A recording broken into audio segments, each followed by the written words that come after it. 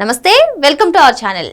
Bullet బాబు bullet బల్ల తయారీ సంస్థను రాష్ట్రానికి తీసుకొచ్చేసారా? అసలు ఏంటి అనుకుంటున్నారా? చూసేద్దాం. మరి ఈ రోజు కలెక్టర్ల కాన్ఫరెన్స్ లో ఏపీ ముఖ్యమంత్రి నారా చంద్రబాబు నాయుడు గారు చేసినటువంటి కామెంట్స్ ప్రస్తుతం వైరల్ గా మారాయి. తాను చదువుకునే రోజుల్లో ఎస్వి యూనివర్సిటీకి బుల్లెట్ బల్లపై వెళ్లడం ఒక ప్రైడ్ గా భావించేవారు అందరూ అని చెప్పి ఆయన చేసినటువంటి కామెంట్స్. మరి ఇప్పుడు అదే బుల్లెట్ బల్ల తయారీ సంస్థ తన సొంత ప్రాంతమైనటువంటి తిరుపతి జిల్లాకు దాదాపు 2,500 కోట్ల పెట్టుబడులతో 3,000 మందికి ఉపాధి అవకాశాలు కల్పించే విధంగా రానుంది. సో మరి ఇప్పుడు బుల్లెట్ బాబు తీసుకొస్తున్నటువంటి ఈ బుల్లెట్ తయారీ సంస్థ గురించి పూర్తి వివరాలు సీనియర్ జర్నలిస్ట్ డివి శ్రీనివాస్ గారిని అడిగి తెలుసుకుందాం. నమస్తే సార్. నమస్తే సార్.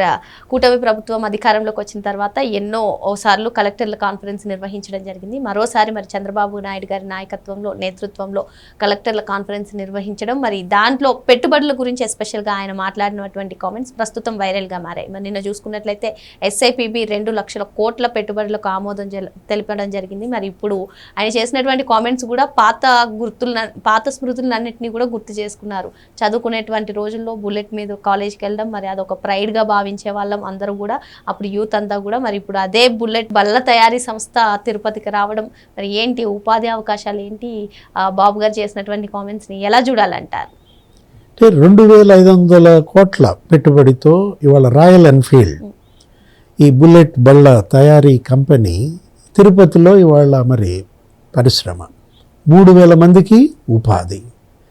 దాన్ని మరి నిన్న ఆమోదం SIPB భేటీలో, ఈరోజు కలెక్టర్ల కాన్ఫరెన్స్లో ముఖ్యమంత్రి చంద్రబాబు ప్రకటన. అంటే ఇవాళ ఆటోమొబైల్ హబ్గా ఆంధ్రప్రదేశ్. అప్పుడు 2014-19 చంద్రబాబు 3.0లో కూడా హీరో మోటార్ కార్ప్, అది తిరుపతిలో పరిశ్రమ, అది ఒక 2,000 కోట్ల పెట్టుబడులతో ఈ హీరో మోటార్ సైకిళ్ళ తయారీ. లేకపోతే అసలు కియా కార్ల పరిశ్రమ, అసలు అది దానికి అసలు మామూలు పోటీ కాదు. కియా కార్ ఇండస్ట్రీ కోసం మహారాష్ట్ర, గుజరాత్, కర్ణాటక, తమిళనాడు ఇన్ని రాష్ట్రాలు పోటీ పడ్డాయి. నీకు ఒక విషయం చెప్తా. కన్నన్ రామస్వామి తమిళనాడు పారిశ్రామికవేత్త, ఆయన ఒక ట్వీట్ కూడా చేశాడు. తమిళనాడులో అంటే అప్పటి ప్రభుత్వం మీకు ఎంత భూమి కావాలో అంత లంచం ఇవ్వాలని అడిగారట. వాళ్ళు భయపడిపోయారు. Kia car industry. అదే ఆంధ్రప్రదేశ్ ముఖ్యమంత్రి చంద్రబాబు, మీకు ఇతర రాష్ట్రాల్లో మీకు ఎన్ని ఇన్సెంటివ్స్ ఇస్తారో ప్రోత్సాహకాలు, దానికన్నా ఒకటి ఎక్కువ ఇస్తా అన్నాడు. ఆయన రాశాడు. Kannan Ramaswamy Kia car industry ఆంధ్రప్రదేశ్కి ఎలా వచ్చింది అనేది చెబుతూ చంద్రబాబు దాన్ని ఎలా క్యాచ్ చేశాడు. ఇప్పుడు ఇవాళ అనంతపురం కియా కార్లు, కరువు సీమలో కార్లు పరిగెత్తున్నాయి అంటూ దేశంలో అతిపెద్ద FDI అప్పట్లో పెనుగొండ. ఇవాళ ఏంటి అసలు మొత్తం అసలు ఆ ప్రాంతంలో భూముల ధరలు పెరగటం కాదు, అంతమందికి ఉపాధి. అంటే ఒక పరిశ్రమ వస్తే ఒక ప్రాంతం ఎలా డెవలప్ అవుతుంది, అక్కడ ప్రజల జీవన ప్రమాణాలు ఎలా మెరుగుపడతాయి. నీకు అదొక క్లాసిక్ ఎగ్జాంపుల్. ఇప్పుడు అసలు నీకు ఇంకో విషయం చెప్తా.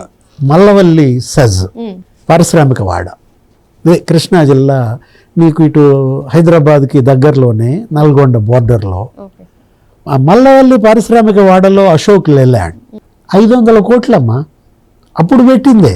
జగన్మోహన్ రెడ్డి 5 ఏళ్లలో దాన్ని అసలు ఓపెన్ చేయలే. Bus body building unit, bus bodies ఉంటాయి కదా, అవి బిల్డింగ్ అది తయారు చేసే యూనిట్ అన్నమాట అశోక్ లేలాండ్. మళ్ళా చంద్రబాబు వస్తేనే మేము ఓపెన్ చేస్తాం అని వాళ్ళు మరి అది ఏదో ఓపెన్ చేసుకున్నట్టున్నారు. అంటే మల్లవల్లి పారిశ్రామిక వాడ అసలు ఏమైందో, అప్పట్లో ఏం జరిగిందో తెలుసా నీకు? రాష్ట్ర విభజన జరిగిన కొత్తల్లో అసలు ఒక రకంగా భావోద్వేగాలు. అందరూ హైదరాబాద్ నుంచి ఏపీకి వెళ్ళిపోవాలని, అక్కడ పరిశ్రమలు పెడదామని, ఇక్కడ ఉన్న MSME ఇండస్ట్రీస్ అన్నీ అక్కడికి తరలించాలని, వాళ్ళ పాలిట వరంగా మారింది మల్లవల్లి. అందరూ అక్కడ భూములు తీసుకోవాలని పోటీ పడేవారు. ఇప్పుడు ఆ మల్లవల్లి ఇవాళ జగన్ పాడు పెట్టింది. వల్లభనేని వంశీ వాళ్ళని బెదిరించి మట్టి మాఫియా, అక్కడ అన్ని తవ్వకాలు, గ్రావెల్ కొట్టేయటం, అలా అంత విధ్వంసం చేసిన దాన్ని వాళ్ళ మళ్ళీ ఈ ప్రభుత్వం మళ్ళీ ఎత్తుకోవాలి. అక్కడ ఉన్నటువంటి ఆ భూములు ఇచ్చినటువంటి ఆ పారిశ్రామికవేత్తలందరికీ న్యాయం చేయాలి. ఇప్పుడు నిన్న మీరు చెప్పారు SIPB భేటీ 2 లక్షల కోట్లకి ఓకే చేశారు పెట్టుబడులు అంటూ. దాంట్లో రిలయన్స్ డేటా సెంటర్ అది కూడా ఆమోదం నిన్నే. ఏది అది 1,00,000 కోట్ల పెట్టుబడితో విశాఖలో డేటా సెంటర్. ఈ డేటా సెంటర్ల హబ్గా విశాఖ మారుతోంది.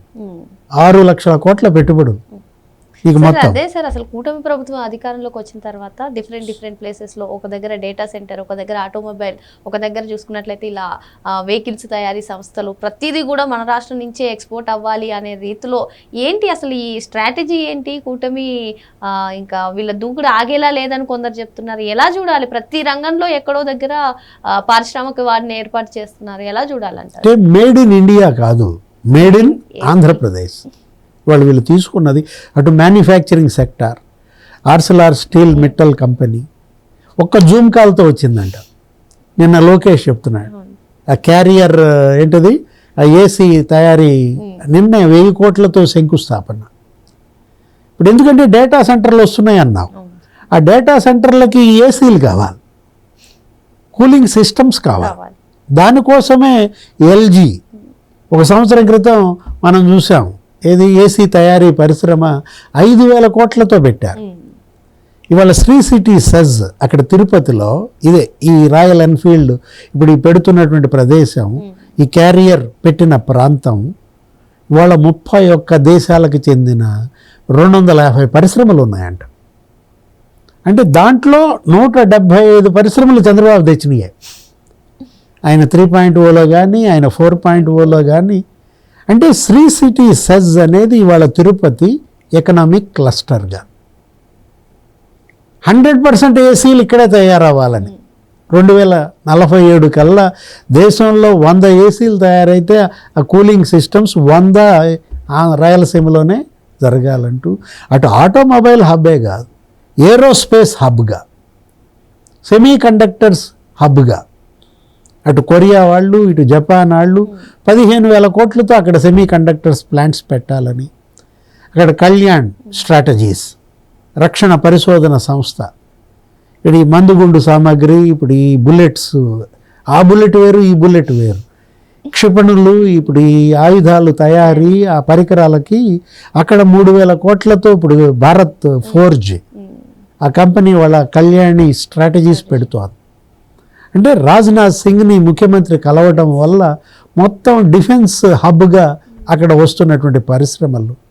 అంటే ఇప్పుడు అటు తిరుపతి, ఇక్కడ అమరావతి, అక్కడ విశాఖపట్నం, 3 హైదరాబాద్ల వాళ్ళు.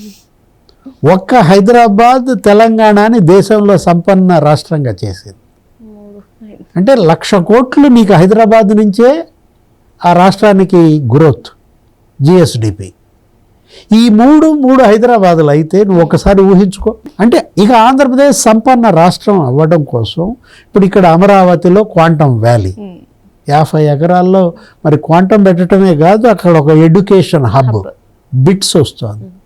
అక్కడ ఎస్ఆర్ఎం, అమృత్, విట్, అటు మొత్తం అంతా అక్కడ కనుక లాజిస్టిక్స్ డెవలప్ అయితే రాజధాని ఇవాళ అది కేవలం రాజధాని కాదమ్మా. వీళ్ళు ఏమంటారు, ఎందుకు అంత ఖర్చు పెడుతున్నారు, ఎందుకు అంత కట్టుబడి చేస్తున్నారు, మీరు అక్కడేదో ఒక హైకోర్టు కట్టుకోండి, ఒక సెక్రటేరియట్ కట్టండి, అసెంబ్లీ కట్టండి చాలు కదా అంటారు. అంటే వీళ్ళ దృష్టిలో రాజధాని అంటే ఆ 3. ఎంత హ్రస్వ దృష్టి అంటావా, మీన్ మైండ్ అంటావా? రాజధాని అంటే హైదరాబాద్ గ్రోత్ ఇంజన్ అయ్యా. ఇవాళ అమరావతి ఆంధ్రప్రదేశ్కి గ్రోత్ ఇంజన్ కావాలి, అక్కడ కంపెనీలు తేవాలి, పెట్టుబడులు తేవాలని వీళ్ళు కట్టుబడి చేస్తుంటే, రోడ్లు వేస్తుంటే వాళ్ళేమో మా డబ్బులని తీసుకుపోయి అక్కడ పోతున్నారు అని ప్రచారం పెట్టారు. పురుషోత్తమ రెడ్డి, ప్రొఫెసర్ రామచంద్రయ్య, అసలు వీళ్ళు ఎక్కడ దొరికారమ్మా? జగన్మోహన్ రెడ్డి వీళ్ళందరినీ విషం గక్కిస్తున్నాడు అమరావతి పైన. ఇప్పుడు రాయలసీమ డబ్బు అమరావతిలో ఖర్చు పెడుతున్నారా?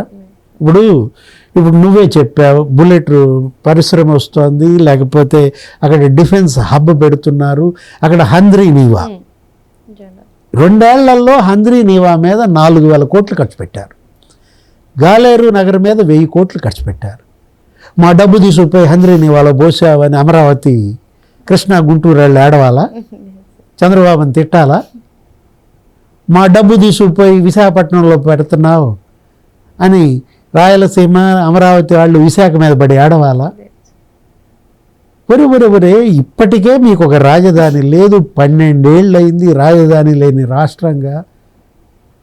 అప్పుడు కర్నూలు అన్నారు, హైదరాబాద్ అన్నారు, అమరావతి అన్నారు, దేశ దిమ్మర్లాగా తిరిగారే. ఇప్పటికి ఒక రాజధాని, ఒక బ్రహ్మాండంగా నిర్మాణం జరుగుతుంటే సంతోషపడాలా, ఏడవాలా? ఇక్కడ ఇది ప్రజలు ఇవాళ చర్చించాల్సింది. ఎవరు ఇవాళ నెగిటివ్, ఎవరు ఇవాళ పాజిటివ్, ఏది పురోగమనం, ఏది తిరోగమనం, ఎందుకు ఇలా విధ్వంసం చేస్తున్నారు? కట్టే వాళ్ళని కట్టనివ్వండి, అందులో అవినీతి ఉంటే తిట్టండి. ఇప్పుడు చంద్రబాబు అమరావతి రోడ్లలో అవినీతి మాట్లాడు, దుమ్మెత్తిపోయి బురజల్లు, నీ ఇష్టం, బురద బోర్డు ఉంది కదా నీ దగ్గర. లేదు తిరుపతిలోనో లేకపోతే విశాఖలోనో క్వాంటమ్ వ్యాలీ పెడుతున్నారు ఇక్కడ, లేకపోతే అక్కడ డేటా సెంటర్లు కడుతున్నారు, అవినీతి చేస్తున్నావు అని నువ్వు ఆయన చేస్తున్న ఆ పనుల్లో ఏదైనా పొరపాటు ఉంటే, లోపం ఉంటే ఎత్తి చూపండి, ఎక్స్పోజ్ చేయండి. అది వదిలేసి బ్రహ్మణి అంటే అక్కడ ఇల్లు కట్టుకుంటుందంట అమరావతిలో, దాని మీద ఇతను ఎవరో పెద్ద చిట్టా చదువుతూ ఉంటాడు. మొన్నటిదాకానేమో మా నాయకుడు జగన్మోహన్ రెడ్డి ఇక్కడ ఇల్లు కట్టుకున్నాడు, చంద్రబాబు ఇల్లు కట్టుకోలేదనేమో అప్పుడు అట్ట తిట్టారు. ఇప్పుడు ఆయన చక్కగా అక్కడే ఉండటం కోసం ఒక ఇల్లు కట్టుకుంటుంటే అది ప్యాలెస్, అది ఇది అంటే మీ కంటికి మంచి కనపడదా, చెడేనా? అదే ఇవాళ ఆంధ్రప్రదేశ్, మంచి వర్సెస్ చెడు. సో ఇప్పటి వరకు ఏదైతే మేడ్ ఇన్ ఇండియా ఉందో దాన్ని మేడ్ ఇన్ ఏపీగా మార్చడమే కూటమి ప్రధాన లక్ష్యంగా పెట్టుకుని ముందుకెళ్తున్నారని చెప్పి సార్ చెప్తున్నారు. మరో అంశంతో మళ్ళీ కలుద్దాం. Thank you sir. నమస్తే.